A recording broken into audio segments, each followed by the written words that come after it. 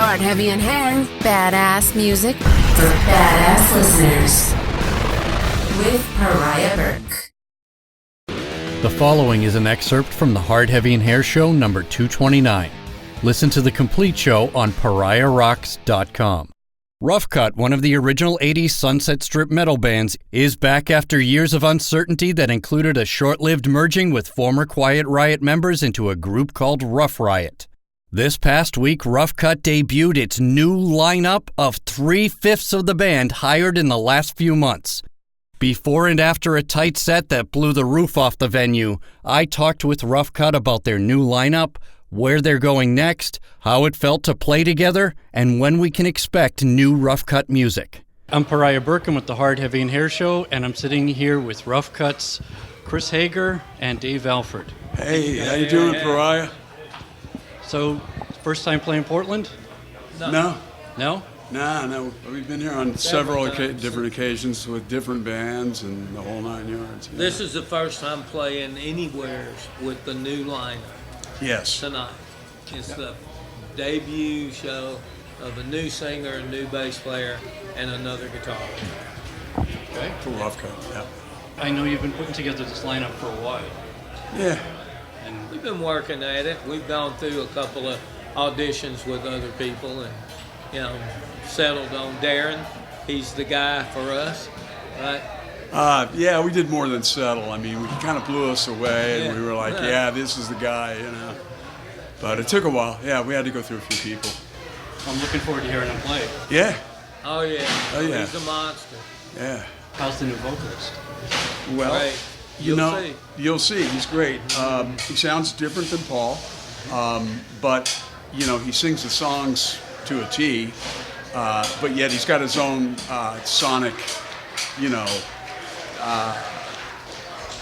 resonance with the songs. And of course, they don't sound like Paul, but all the melodies and the cadences and all that are the same. So, yeah. He fits with me really good. So. Yeah. Also, a little history is I used to play with him in a band called Sarge back before I hooked up with Dave in Rough Cutt.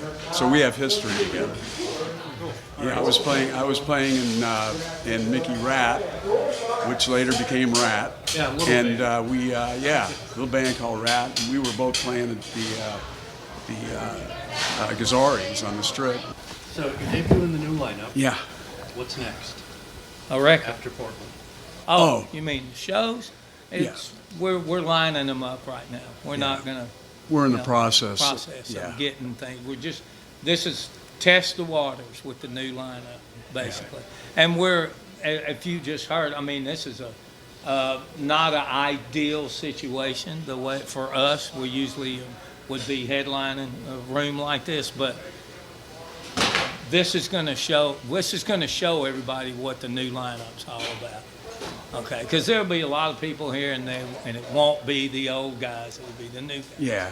So and that's what we want to do. So we're going to get back. We're working on new songs. Mm-hmm. So we've got a manager. We're shopping agents right now, and in the meantime, we're writing labels. Mm-hmm. Yeah, we've already got an offer actually. That's fantastic. Yeah. So you can talk about or? No, we don't want to say anything yet. Okay. Yeah. Don't want to jinx anything. Yeah, but so there's still a lot to do, but we just got this opportunity, and we kind of said, yeah, let's do it. So we just did some rehearsals and threw it together to see how it was gonna come out. So. Well, if soundcheck is any indication, you guys are gonna be fucking awesome. Oh, that's great. Glad to hear. Hell yeah. Okay, if I swear, right? Yeah. Fuck yeah. Fuck no, man. Hell yeah. All right. So I was going to ask you about the new music, but because Chronicle's what, 10, 12 years old now? What? The Chronicle? Yeah. Anthology. The anthology. Yeah. It is, but see, we got like almost enough. We're writing all the time, and we got a lot of stuff. Mm-hmm. And when we are planning on playing some of it live at shows before we record the record, because we want to go out and play, all right? Yep. And plus we love testing new stuff on crowds. Yeah. So we thought we'd take that approach to it, you know, kind of go out there and see what people dig and, you know, have fun, you know, being creative, you know, putting new songs together. So like Dave says, we've got, you know, I don't know, you know, close to a dozen. They're not all fully, you know, we're still complete. in the process. We've got maybe a dozen that are complete. Not to mention all the backlog stuff that you and I did with the other guys that we didn't release. Yeah. Stuff that we can revamp, you know, stuff that I wrote, stuff that he wrote. Yeah. We're planning on bringing that stuff We wrote a into bunch this of mix, stuff you know, with the other guys. With the other guys, and I doubt if they're going to be using it. Right. But of course, you know, credits go where credits go. Sure. Sorry. But if it's a good song, hey, somebody should play it, you know? Oh, yeah, no, well, the songs that I wrote, we're playing. The songs you wrote, we're playing. Okay. That's what I said. That's right. You know, too bad. Yeah. Have you thought about doing any of the cruises? Sure. We have. Monsters of Rock cruise? Larry Moran. I think my boy. we're old friends with Larry, and we go way back. He used to work for Wendy. Yeah, he used to work for our manager. He used to work and, for Wendy. You know, Back in he's the done day. well for himself, and he's a great guy. And you know, we figured, you know, it's probably the end of the year or so before we do that. But you know, But it's in the mix. That's Yeah. what we want to do. yeah, Now, besides, Larry, he's going to expect us to do this. You know? And yes, we will. Can't wait, actually. I love the cruises. Good gigs, good times, fun times. All right. So we're going to be seeing Rough Cut at the festivals and the cruises going We're forward. going to be working to. I'm sick of people on the East Coast blowing up my phone wanting us to come over there to play. And the Midwest too, especially in Michigan, they're like, "Man, what's wrong?" Well, we get people from all over, well, internationally actually, but you know, a lot in the States. And man, they're like, hey, when are you coming to Boston? When are you coming to Connecticut? When are you coming to Texas? You in know? the Carolinas, they want us down south. And you know, we tell them, hey, we really want to be there, guys. You know, it's just give us time, and we'll make it over there to you. Japan is a very must. good likelihood for us. So yeah. And like we said, this is debut. Okay, very first show with this new lineup. So you'll be the judge. You'll see. I have a lot of faith in everybody up there. Yeah, man. All right. You guys. So you were saying Japan. You guys are big in Japan. Well, we were there twice back We in did the 85, Super Rock 86. We Festival. played a huge festival, and then we went and headlined a tour. Did So all the we had regular, you know, like, Yeah. So we still got a lot of fans. Nagoya, all that stuff. We still got a big fan base back there, Yeah. so you know. You seem to have a pretty big fan base in the States and in Japan. Is it getting bigger now? I mean, We haven't unleashed. hard rock and raw metal like the 80s is coming back. Oh sure, yeah. Well, Are it's you already seeing- come back. Yeah, It's yeah. right in the middle of comeback. Yeah. So are you seeing a resurgence with younger generations of people who weren't around? I definitely think I've seen it already, but I think we'll definitely lure in some younger crowd. Of course, there's going to be the lion's share of the audience is going to be more around our age, but I think we're going to be seeing some younger people that dig us too. You know. Yeah. Yeah. All right. Anything else you want to tell our listeners? We're just real grateful for our fans, and we know it's been a long time since we've, we did a little bit of stuff here in the last couple of years, but we know people want to see us and hear our music, so we'd like to go out there and give back to them what they've given to us, you know. We're carrying on the Rough Cut We link. want to carry on the banner, man. Well, I'm glad. I've always been a fan. Oh, well, thank you. And I've been watching the last couple of years as you've been kind of putting it back together and Yeah. the Thank you. Rough Riot stuff, and I'm glad to see Yeah. you put. It was a good thing. It was a fun time. An But Chris and I experiment. wanted to keep what we were doing going, and there was just difference of opinions and some of the direction that one project was going versus the other one. So we decided to go back and keep Rough Cut happy. Yeah. You know, that's what we want to do anyway. So. Thank you guys very much. Yeah, You're man. welcome. Dave Alford, Chris Hager, thank Yeah. you so much. Thank you. Pleasure to meet you, Pariah. Yeah, man. Rough Cutt's very first live performance in Portland Friday with the new lineup was a blistering and perfect 10-song set that showed a tight, polished, and energetic new Rough Cutt comprising Rockin Dave and Chris Hager, as well as new singer Stephen St. James, bassist Jeff Buehner, and the final member of the ensemble of veteran musicians, guitarist Darren Housholder. Their set ended with a crowd-rousing killer song they shockingly haven't played live since the 80s. You Want to Be a Star. You'll hear the reason behind that song's decades-long absence straight from Dave Alford shortly. Before that, I want you to hear some truly interesting stories from new guitarist Darren Housholder. Formerly of Love Hate, War and Peace, Jizzy Pearl's band, Enough's Enough, Wasp, and other projects. I spent some time hanging out with Darren. Eventually, I pulled out my microphone and captured some of this veteran shredder's stories. And now that I think about it, like when I joined Love Hate, so it's a funny story. So I was teaching guitar lessons. No, I back up. So I just released my first Shrapnel record, and I wanted to go out and play in a band and go on the road. And so Mike Barney, the guy at Shrapnel Records, he's connected a lot of musicians to a lot of bands, right? And so this is after the War and Peace broke up. I recorded my first Shrapnel record, and I went to Chicago to join Enough's Enough. Like, I auditioned on Friday. I was in the band, so I was recording all their demos for Strength, their third CD. It's okay to drink on the set. And then like 2 days later, they were gonna have Derek come back. No, and I went to join Love Hate. I'd been to a bunch of the practices, and so we're standing around looking at each other, and I go, well, and they go, hey Darren, could you wear your guitar a little bit lower? And I go, yeah, I could do that. They go, you're in. Well, it wasn't like I wore it really high, but it was like, if you notice, like I can shred with my guitar like fairly low, you know? And most shredders wear their guitar up high. But in order to get into the band, I had to take the guitar from like here to like here, you know? And I'm like, yeah, I can do that.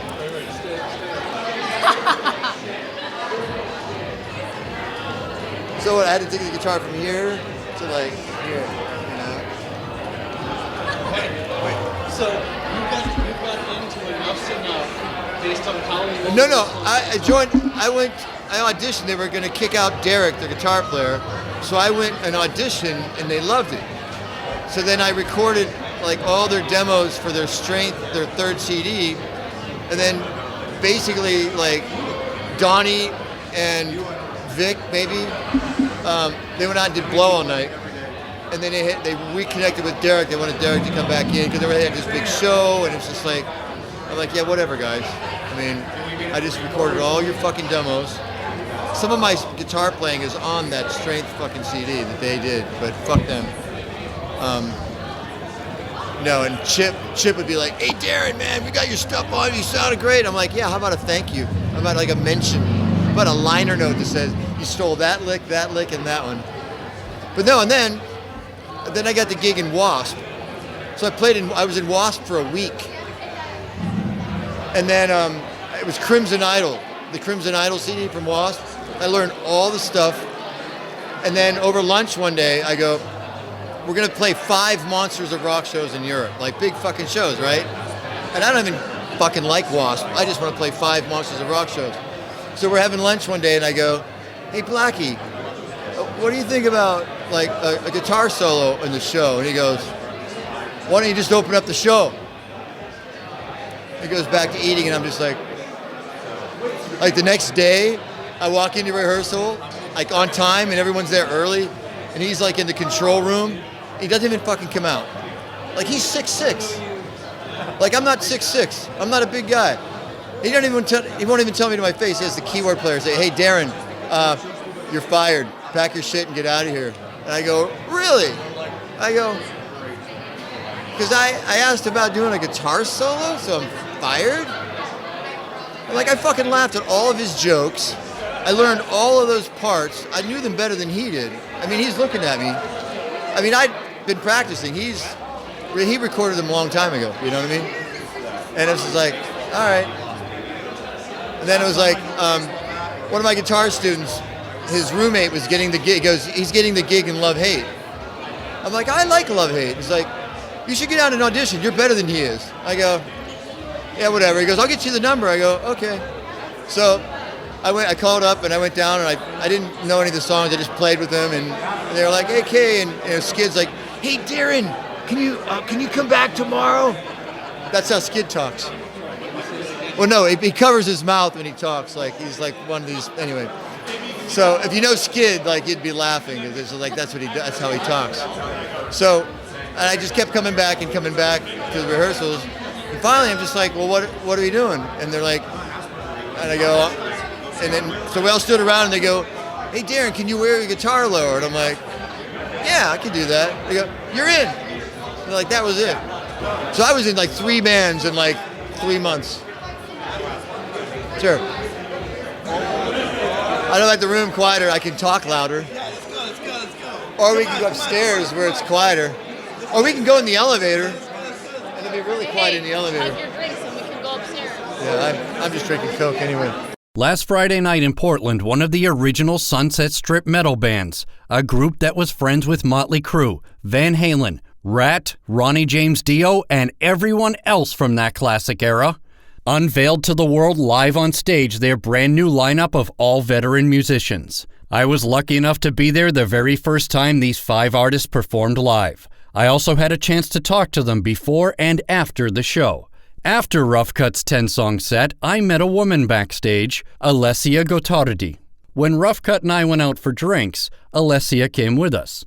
During the conversation with Darren, which you heard a part of a few minutes ago, Alessia asked him some interesting questions in support of my questions. So when Darren and I moved to a quieter location and reunited with the rest of Rough Cutt to continue the interview, I asked Alessia to be my co-host and co-interviewer. She was a great partner, and now, high on the success of their very first public performance together, Rough Cutt was even more gregarious. Here's some highlights from that interview. This is Pariah Burke, host of the Hard Heavy and Hair Show, and for this special occasion, I am joined by a co-host,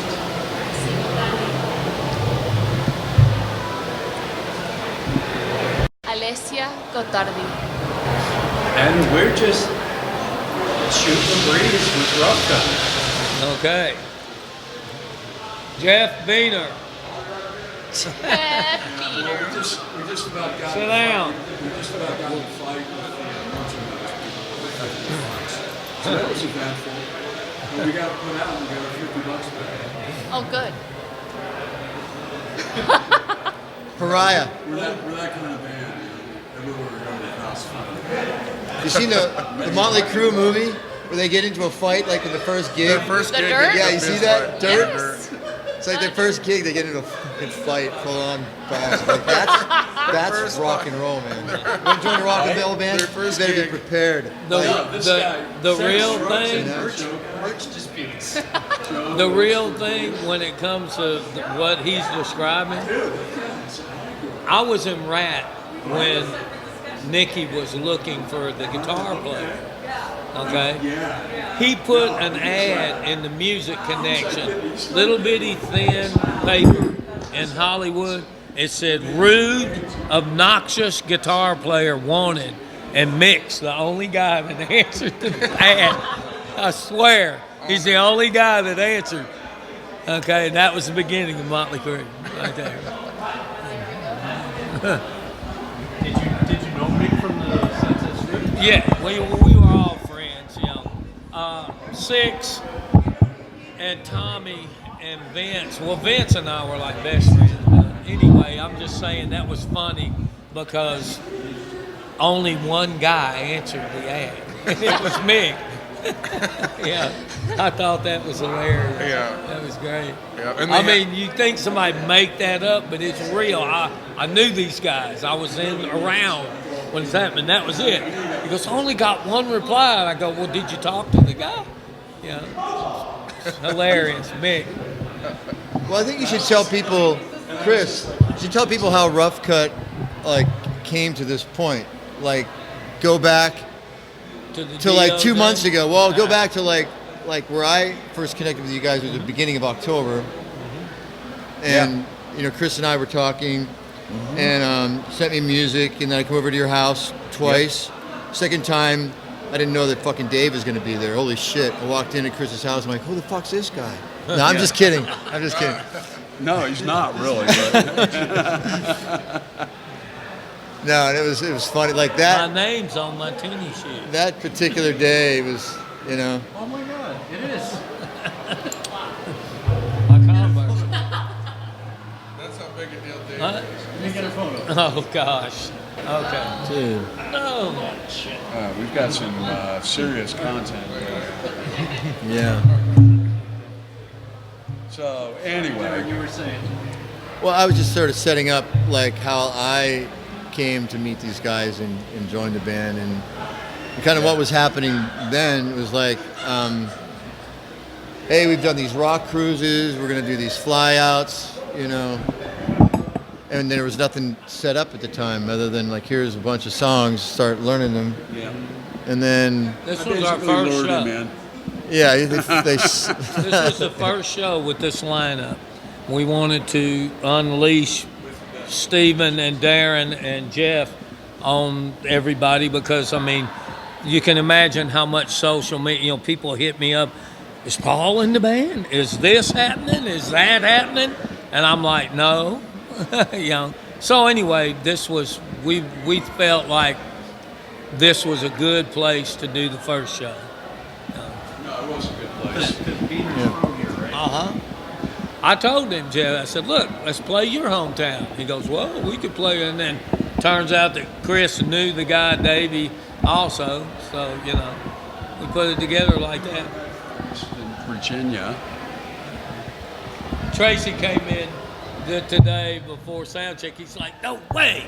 You know, it was great seeing him, too. Yeah. yeah, He watched a lot of our show, too. It was great. He said it was really good. yeah. He was very gracious about it. It was Yeah. cool. Yeah. So So, you know, you can tell me, Jeff, have you played any, is this your first Rough Cut gig also? Yeah. Okay, I thought maybe you did. Did Steven do any shows? Was it his first show It too? was All three of us. Yes, Oh, three guys getting divergenized in the same Right, night. Imagine that's that, huh? There's a lot of cherry popping on stage. Yeah. Lots of it, man. All I know is, like I was watching your video too, and I'm saying this, you guys had no room. I mean, No. I was cramped, but I was behind my drum kit, and I'm watching Steven trying to do his thing, and Darren's trying to get over there to him, and y'all are like, the only time Yeah. we made it was on that one double lead. Yeah, at the end, like we found the middle of the stage, you know. Yeah, Jeff and I are together, man. I'm like, I don't know if it's my sweat or his sweat. I'm just wiping the sweat off, you know. We're just, right. It was that You know, close, man. yeah. Close quarters. I had like 2 square feet to play with. Jeff told me, he says, all I can do is walk forward and walk backwards. Just a step or two. Yeah, and every time I was afraid I was going to hit Darren with my headstock. Yeah, exactly. I think it's a great way to do a first show, though, versus being, you know what I mean, wide open when you can kind of get on your own island. Like we were all on the same island. We didn't have a choice. Yeah, it was And it's really better tight that way. quarters, man. I could tell that you and Darren and Jeff had a lot of chemistry together, even for the first show. Oh, Oh, yeah, yeah. no, we wouldn't have done this if we weren't sure about what we're doing. You know, the people. But I'm glad it showed. Yeah, no, I knew it would show, and it did. It showed. There's a lady, I was telling Jeff, there's a lady, big fan of Rough Cuts from Portland way back in the day that was up front, right up against the stage, and I talked to her for a while, and she immediately said that Stephen was great. Tonight? Yeah. She said, because she was a huge Paul fan, and she said this was really good. You know, she really liked it. The vocals. Well, what this tells me is that it doesn't matter that those guys aren't in the band. Right. It The does. new lineup is going to It, transcend the old one. it's what we said, keep it going. And that's why we got new music coming too. And I can't wait till we do that, put out a new record. Yeah, when I was talking to you guys earlier, I asked you how Steven does as the new vocalist. And you said he's got his own sound, his own feel. Yeah. And that was, and I hadn't heard him playing with you at that point. once I heard it, it was like, this is Rough Cutt, period. And it was, So what I said rang true to you then? yeah, absolutely. Good. Good. I mean, so I follow you guys. I'm a fan. I know you've been rehearsing a lot.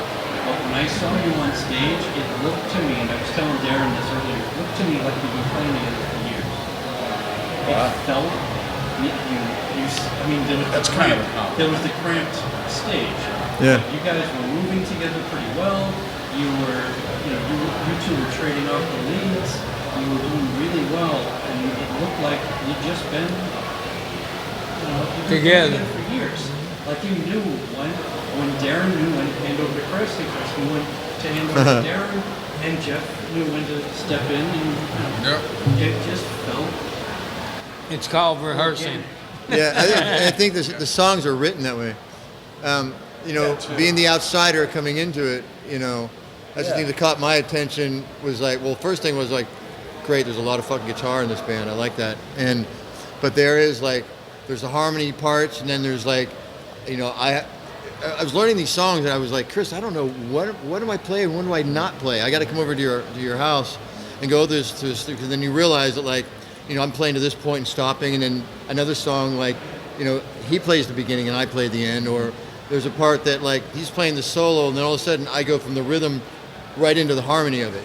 So there's like a lot of like back and forth, and they're all written and recorded that way. Yeah. So the new music, like you were saying, would you be playing on the new record? I was like, well, yeah, and I'm sure it would be like this stuff where like there's these harmony parts, and then there's like this. Yeah. Chris plays this one, I play that one, and everything just kind of, and then it all goes together, and it comes together. So it has to be tight. That's kind of the Rough Cutt signature too. It's like that's what you guys. right. That's exactly, it was your right. signature. It's like it's different than everybody else did. I mean, there was like Iron Maiden. Thin Lizzy did it. Yeah, Thin Lizzy did it probably more similar than anybody else. They did. But even like Maiden, they would do dual, harmony guitar parts and stuff. But it's not this. Yeah. This is different. We don't. That was more like a lead. But the harmony guitar parts in this band are more like tasty. a component in the song. They're like part. They are. Almost, They're does that make tasty. sense? It's Yeah, like, it So we just I take just that and said get we to build don't on gallop. Right? Yeah. We so- don't gallop. That's the thing about when. Listen. We don't gallop. When Jake left. No, we don't gallop. When No Jake, no galloping. When Jake left Rough Cutt to go to Ozzy, I was faced with having to replace him. I mean, Ronnie came up to me, right up to me. He goes, "What are you going to do now? How are you going to replace him?" So I went back to Ronnie, and I went back to San Diego, and I found Craig Goldie. Okay, we got him in the band, and then we got Matt, and then when Craig split, it was Count and Amir. Okay, there's 3 different guitar players. He's the only one that stayed. Okay, except for he wasn't in when Jake was there. But what I'm saying is Ronnie's like, what are you going to do? So we get Craig. And he winds up in Ronnie's band. Okay, all right, so then we got Amir. All right, so now that we've got Darren, it is, like I just said, it's the magic of the way the band's sound is, because you can't have 2 guitar players that are close. They have to be different styles of each other, and then you have to bring that together. Okay, and these guys are going to be great at it. in a magical way. Right, in a certain magical way. But my point is Darren's style is different from his, just like Amir's style was different from his, but they work good together. So, like the new music, when you hear the new music, you'll see. You'll see. I mean, I can't wait for him to get down in the studio with us. No, we're going to do some great stuff. It's going to be a lot of fun, too. And you guys are going to send that to me so I can play it on the air. We will when it's finished, my friend. If you ever want to send me a rough mix and get some early response from listeners, happy to. Would that be a rough cut? Yeah, that's actually how the name happens. That's actually what it Or it could be stands like an uncut, rough cut. That's actually what it stands for. It's a Rough Cut. Yeah. I mean, we used to throw stuff together. I mean, really. All right, so tell me, where'd the name come from? What And like Wendy said it one day, she goes, when we mentioned Rough Cut, she goes, "You guys are Rough Cut," you know, and because everything was a rough cut, you know, for us. We throw stuff together. We were one of the only bands I knew that we used to go to mates and rehearse, and we changed stuff right there. Well, Just listen. 5 guys in the room, butting heads like this. It was ridiculous, man. Listen, so Ronnie James Dio was our mentor. Yes. First. I would say Ronnie would definitely approve of both of these guys. Oh yeah, no doubt about it. I have no doubt about Yeah, that. no. Ronnie be trying to steal Darren. He'd be No. trying to steal. Yeah. I was gonna say, you don't have to worry about Ronnie taking him this time. Yeah, right. Well, I can't remember. I love that last Sleaze Rock I did. The guy was asking me about that. What would you say to Ozzy? And I'd say, why don't you go get your own guitar player? That's what I'm saying. And then the other one, what was that other one? They got this thing in there where they say a word and you answer. You know, like black, white, or whatever, you know. And I'll never forget some of the things we talked about in that interview. That was pretty funny. He mentioned. I smoked a joint with Ronnie Dio once. You said what? Useless. That was my own meeting. Well, you know, when I moved here, I played He with said Jeff Pilson and and I Vinny said, Appice. bass player, snoring. So this is like in 1990. It was like a When he said barbecue, black, and useless. Vivian Campbell's there, and They like printed all every these bit guys, of it, you yeah. know, and here I am sitting at a table, and Ronnie just passes me the joint, and I hit it. Yeah. And I'm just, you know, talking to him I wish very we could matter of smoke in factly. It was here, at, but we like back at Jeff Pilson's house. It was just like. I have a place. And where Vinny, I go but he lived in smoke. Woodland Hills. He'd have barbecues at his house, and I just moved to LA, so I'm like, holy shit, you know. Yeah. Here's Vivian Campbell, and here's all these guys, you know. Yeah, it was really neat. Yeah. So, how was it like? Your first experience on stage? The first show was awesome. I felt, you know, I'll come down and meet you. like when you play like a few rehearsals in a row and you're going through the stuff, and it's just a matter of like, first of all, it's a matter of really knowing the songs and having them where you don't have to think about it, and then when you get out there, like the energy of the audience and the band and it's like everything's on, like it's fucking game time. You're in the batter's box, whatever, fastball, curveball, like you got to be ready, and it's just like something just kicks. I mean, when you play shows, you get this thing about you that like something just, this extra thing happens, and you're better than you are. Like I could be as best as I can at rehearsal, but I'm better at a gig because the pressure is on. Like you concentrate better, and then you take off like emotionally better, and like you just let it all out. It's like, I don't know how else to explain it, but it'd be like. So, what was that feeling? First step off stage and you plug in. Excited, yeah, probably a tiny bit of nervousness, because like I said, you don't want to fuck up. I don't want to break a string or pull my cord out. You know, there's a little. It's just the natural, like the anticipation is the word, not anxiety. It's more of an anticipation because you're like, let's go already. And then once you get, oh my God, once you get into the first song and you get like a sweat going, and it's just like, it's just magical from there. It's like you don't think. You're like, it's just the next thing comes memory. next. Yeah, because you beat it into your subconscious mind at rehearsal, and and just like the next thing comes next, and it's cool. But you don't really think. Do you think you felt connected to the rest of the group? I felt like I was really, and I've learned to do that long ago. Is like I try to make eye contact during the show with members in the band. I try to not look at my guitar unless I have to, so I try to look up, and I try to connect with people, and for me, that's the way that I can not like get into my own head and screw up. It's like driving when you're looking around. Instead of just zeroing on the road, you look around as you're driving. It's the same sort of thing where you're just always like connecting audience, the band, and you just feel like you're in it, Well, being out on stage, in the audience, I could tell that there was a lot of chemistry between you guys, and I couldn't even tell that you were new in the group. You know, it just we've rehearsed, and you know, everyone has played. 3 rehearsals. Like we've played thousands of shows, just not together. Yeah, that's a good way to put it. You know, there's That's just a good way really. to put it. I mean, you know, when Jeff's doing what he does, and he's right there in front of me, and you know, we're looking at each other, and we have like little inside jokes as we into this one particular song, and this one area of this one song, like I'm playing the rhythm behind the solo, and we had a little explosion at rehearsal. So when that little part comes up, I feel like eyes kind of look at me and sort of laugh, and I'm sort of laughing too. But it's an inside joke that only us would know, right? I really felt the most chemistry between you guys. You two really made a show. Yeah, You we're just two we're playing just back boys- to back. We're just boys having fun playing music. Yeah, we You know, and I look at him, he's having fun. You know, Oh, good. that was really what it's just boys having fun playing in the dirt That's good together. because Like I know we're you just. got a good ear. So. Like he's loving what he's doing, I'm loving what I'm doing. We're looking at each other like this is fucking cool, right? Yeah, this is great.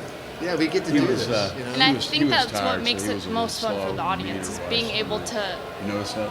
Yeah, it's just, Really you know, I thought we did be good, in man, that. for considering what we walked Yeah, that's into, what you cool. guys I mean, have just gone through, you know? Because when I see bands like when I see That was Eddie the Van end. Halen and David Lee Roth like you know smile and go at each other and lean in, you know, in interaction. You see, you know, Steven Tyler grab Joe Perry around the neck and he's playing a solo. Like I think those are like the parts where we go, oh, wasn't that cool? Like you just.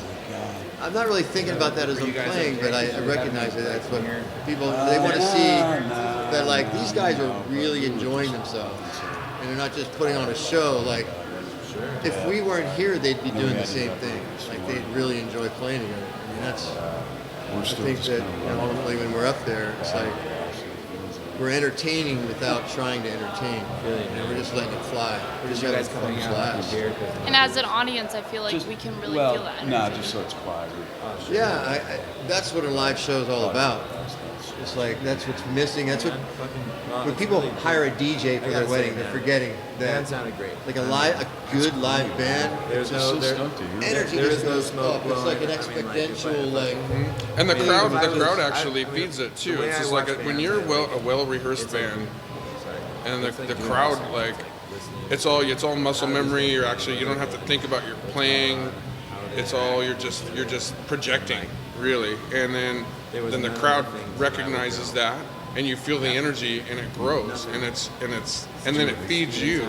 And I mean, I've played shows that I could have played for freaking 3 hours, and I wouldn't.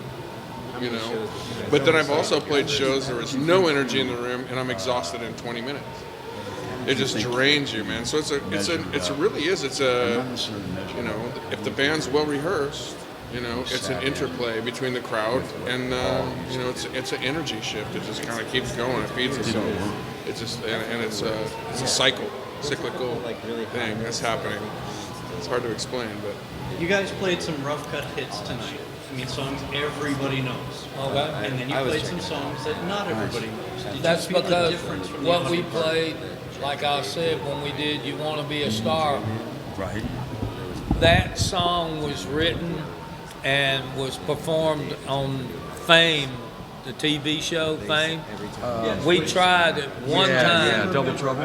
One time. Yeah. Well, one time, you know, when we were doing arenas, we tried it, and it didn't make the set. So that was the last time we played it, 20, 30 years ago.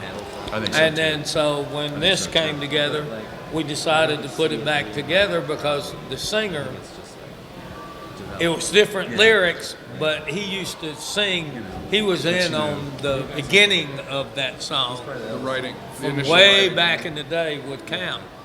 So we brought it back to life, and tonight's the first time anybody has ever heard us play that song live. Yeah, it was the last song. Everybody seemed to like it too. What's that? When I started playing the songs, I used to go. I was at Chris's house, and I go, I know this is like probably my favorite song. And he's like, really? And he started telling me some of the story about. It wasn't like one that you guys played. I'm like, and I go, well, what was like the single when they were first breaking you guys? Like, this should have been the single. It was I mean, never you gonna know. die. Yeah, it should have been. No, well, that was the second record. The first record was Never Gonna Die when it should have been Dreaming, I think. Yeah. Whatever. Second record was video was Double Trouble, and yeah, that was the single. But it should have been Wanna Be a Star. Right? Yeah. That's the song that I heard most from the 80s. Yeah, that's on the second record. You played that. In your phone. Weird.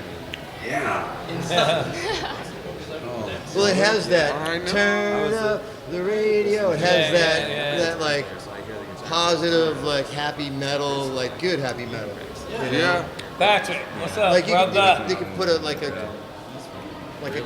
a commercial behind it. Like It's like a Sunset Strip reunion right here, man. it reminds you of like good times. Like the '80s metal was about fun and partying and positive good times. It wasn't anything dark and depressing. In my memories of it, actually.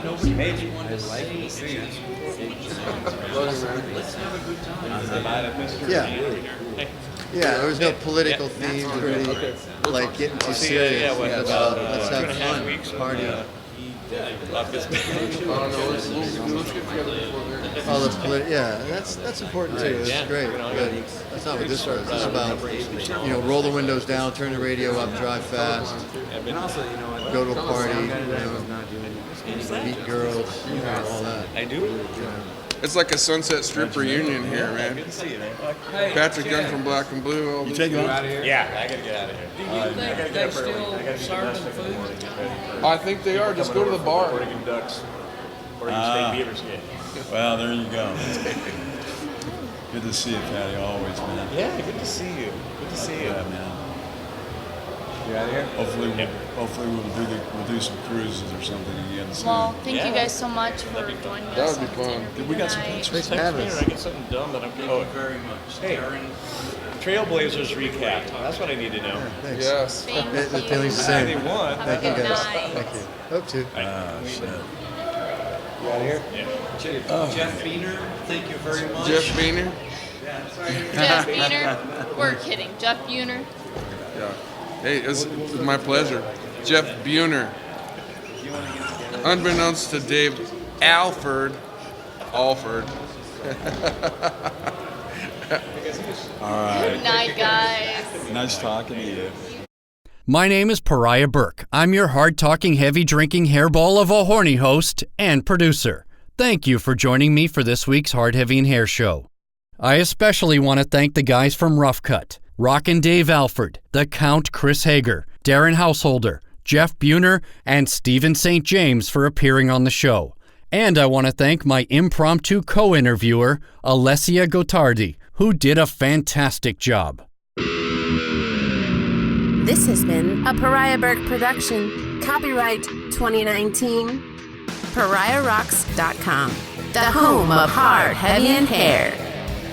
Send requests, fan mail, and nude photos to Hard, Heavy, and Hair on PariahRocks.com. Facebook, Instagram, and Twitter @PariahRocks.